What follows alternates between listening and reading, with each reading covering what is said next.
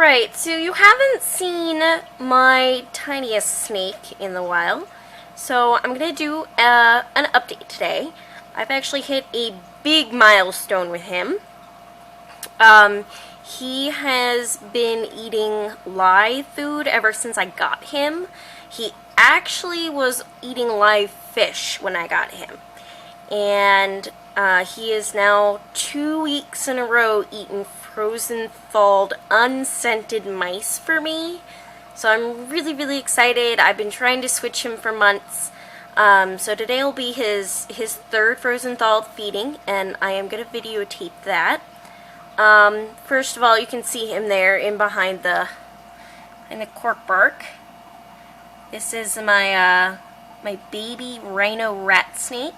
He's actually been getting a lot of color too since I first got him home. You can actually see against his substrate there that he's starting to that green wash is starting to come in over the gray hatchling color they have. You can also see that since the last time, I did a video, he's actually been upgraded completely off the quarantine setup. He's got something a little nicer going on here. And I want to talk about this setup really quick, briefly. He's got, this here is actually paracord. And it was handmade by Sticky Feet Reptiles. I own 2 of these. One of them is actually my crested gecko tank, which is what they're originally designed for. But this is a semi-arboreal species.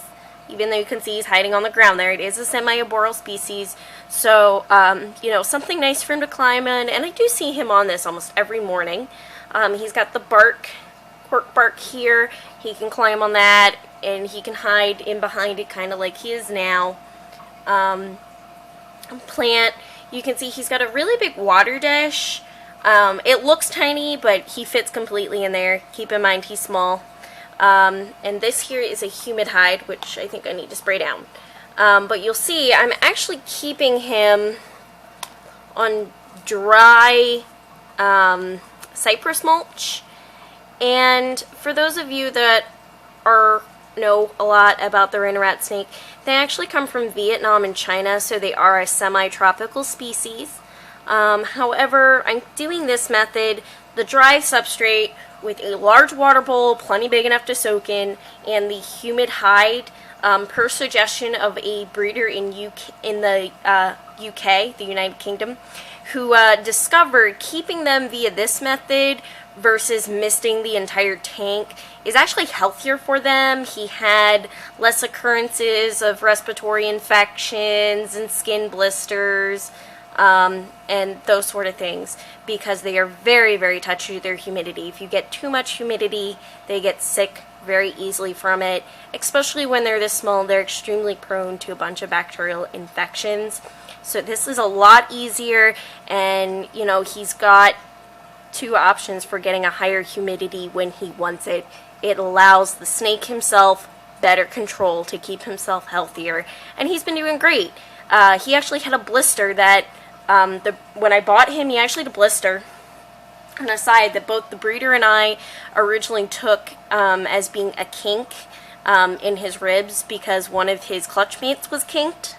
And turns out his first shed, it disappeared, and the vet was not concerned. He said it was probably a water blister because they are prone to this. So that just goes to show that this has been working very well. Hide, plant, whatever. But so this is the way I do it. A lot of people keep them on either the cypress or the coconut fiber, and they dampen it, you know, mist it down every day for them.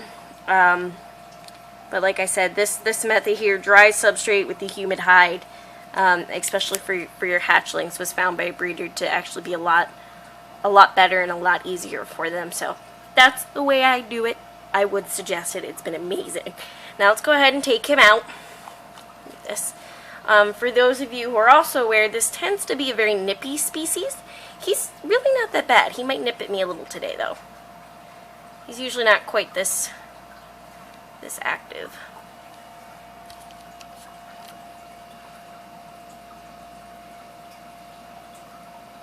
You can see he's more on the let's run away. I got him stuck under his vine there. Try this again. But you can see he's more run away. He's not curling back defensively. He's not trying to bite my hand off, sorry. Like, this species is very well known for being on YouTube. They're known for being very nippy. You can see he's not really nippy at all. He just kind of wanted to run away from me, like, oh my god, what's going on? You're here to eat me. There we go. There he is. You can see he kind of wants the camera. All my snakes like the camera. He's gotten very big. I have measured him. He was measuring in at about 16 inches. That's the first time and the only time I've measured him since I've gotten him. He's put on quite a bit of length, definitely, since I've gotten him. And there you can see the green. I'm sorry, my camera doesn't want to focus.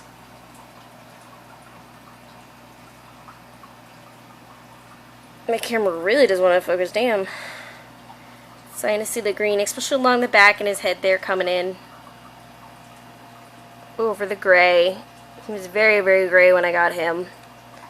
This is typically, handling him is typically a two-hand job. So bear with me. I'm trying to get my camera to cooperate and it's not being too so cooperative. If I let him go on the floor, he'll be gone.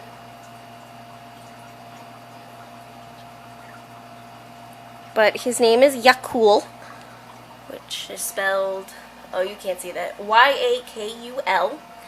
He is a male, and he is about 8 months old now. Where are you going? You can see that flexible horn. How flexible it is. You still have to be careful with their horn when handling, though, because it can break off. I've seen ones where the horns have broken off because it's just a pile of flexible scales.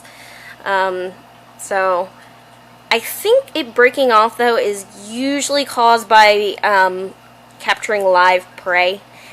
So like I said, this will be third time getting frozen thawed. So I'm really excited. It's a huge milestone.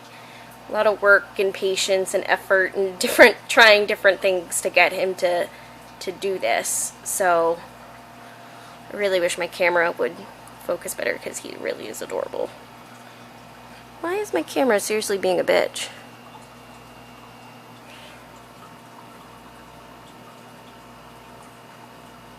There you go.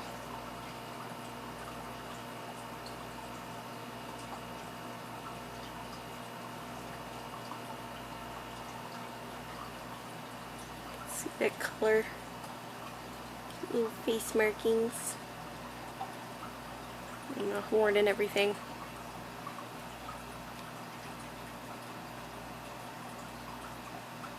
So we're gonna go ahead. We're gonna feed him. You can see him doing his little tail. Holding on with his little tail. He actually did not know how to do this, folks, when I got him. When I first got him, he was about 3 months old. And he did not know how to hold on very well. He's still learning how to hold on and really act like a tree snake. But he's definitely a lot better at it than when I got him. So we are going to feed him. He is now in this box. Big full-size shoebox. He decided that, woo, get back in there. Gotta be very careful too when getting on the lids that you don't hurt that nose. Or their tail. He's in the full-size shoebox now. He was in like a little round container, but he didn't want to go in that anymore. He decided he wanted the big boy container. So now he goes in the big boy container. He is a big boy. You can see the little flexible horn. Basically what I'm going to do is, here's the frozen thawed mice. I have to put his in hot water, really raise the heat signature, and I actually have to tease feed him to get this to work. So we'll see how well this goes. I'm going to need my other hand. Fortunately, where he's at, I can't even open that container. He's been very extra adventurous today.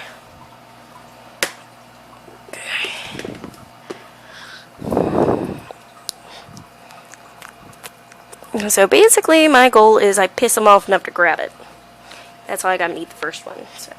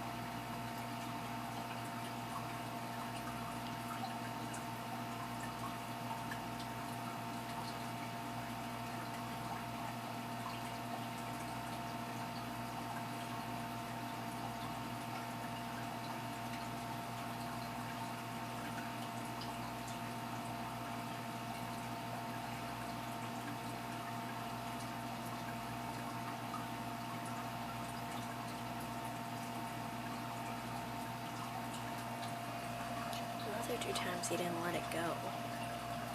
So I'm a little worried he's just going to slither away and leave it lay. Keeps checking out though. He's doing the thing my python does. Is it really food? Do I really want to eat it?